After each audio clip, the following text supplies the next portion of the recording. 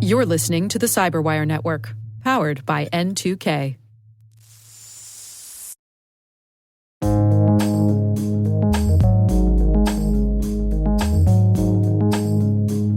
The word is Unix.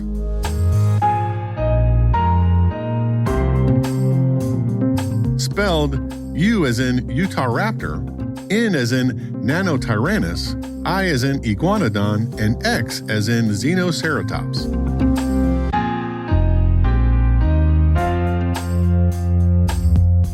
Definition: a family of multitasking, multi-user computer operating systems that derive from the original Unix system built by Ken Thompson and Dennis Ritchie in the 1960s.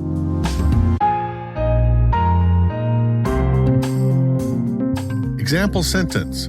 From the 1993 Jurassic Park movie, Lex, played by Ariana Richards, has to reboot the dinosaur park's computer systems in order to lock the doors and prevent the velociraptors from eating everybody. It's a Unix system. I know this. It's all the files of the whole park. It tells you everything.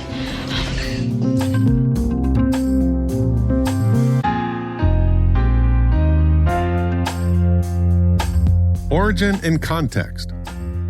According to Dennis Ritchie, also known for creating the C programming language, the Unix origin story begins with the failure of a predecessor operating system called Multics that had the right goals but didn't perform well.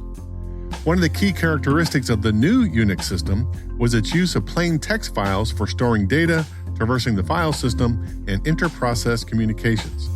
By the 1980s and 1990s, commercial licenses for different versions of Unix were expensive and predictably became legally entangled. In 1983, one of the Internet's founders, Richard Stallman, working with the Free Software Foundation, or FSF, announced the GNU project to build an open-source version of Unix that anyone could use.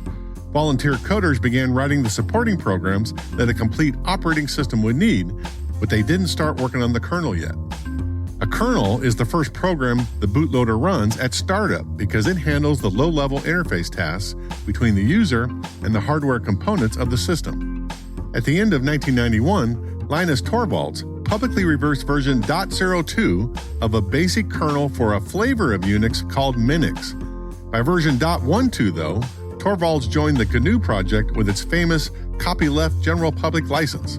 The combination of the GNU project with the Linux kernel is generally known today as the Linux operating system, and it's become a dominant force in server deployments around the world, both in data centers and in cloud deployments.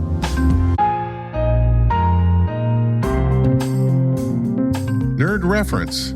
GNU, pronounced GNU, stands for GNU's Not Unix. It is a recursive acronym joke created by Richard Stallman that I leave as an exercise for the computer science nerds out there to unpack and understand. For the muggle non-computer scientists listening, be warned, recursion will blow your mind. There be dragons down that path.